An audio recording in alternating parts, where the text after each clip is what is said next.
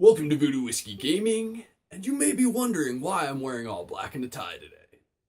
Well, that's because I am reviewing Uncharted 4: A Thief's End, and I am in mourning because it is the end of a great franchise. Okay, so like I said, it's the end of a great franchise, and to say the least, this story lives up to everything you would expect for the end of the Uncharted franchise. Nate's long-lost brother, Sam, reappears, and he drags Nate out of retirement and on another grand adventure. They're tracking down the pirate Avery's treasure, his long-lost treasure worth like $400 million or something like that. But obviously, because the Drakes are involved, there is nothing simple about it, and, well, shit goes sideways. That's all I'm going to go into in the story, but to say the least, I loved it. I think it was a fantastic story. I think it really lived up to what we've seen from previous Uncharted games.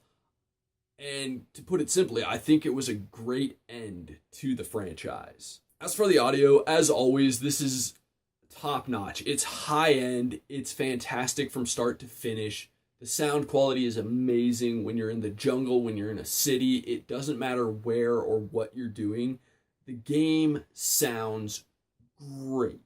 You've got all the old voice actors back, and they're all in great form.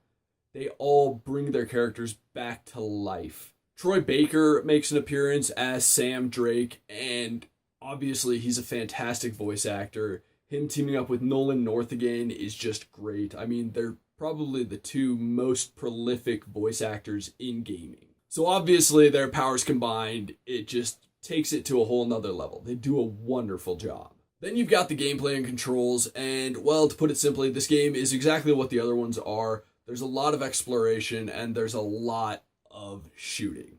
And to put it simply, it's still a lot of fun.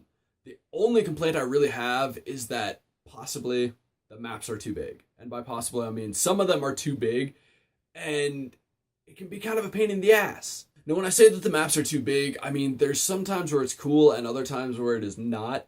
When it's cool, it's because you can go explore a bit and you can find something special and have a conversation with Sam or Sully or whoever's with you at the time. Now, when it becomes a problem is when you're by your lonesome and you're in a very large area and you just have no fucking clue where you're supposed to go. And then it takes a minute for the game to be like, oh, hey, maybe you should go check this out over there. That kind of sucks, but it's nothing that will ruin the game experience. You also do a decent amount of driving in this game behind the wheel of a few Jeeps. And I will say that is not flawless, but in most of the situations where it feels kind of shitty, it's honestly because the roads are shitty and it actually makes sense, but it does get frustrating at times. They also included a couple new mechanics in this game, the grappling hook being one, and like a little spike thing so that you can climb on certain walls that you wouldn't be able to.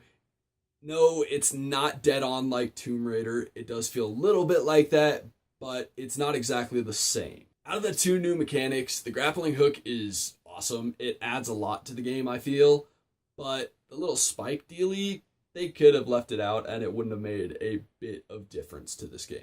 As for the controls, let's face it, the team has been making these games for a while now, nearly 10 years, and they do a great job. They know what they're doing, and this game is no exception. I was never disappointed with the controls. Now for the graphics.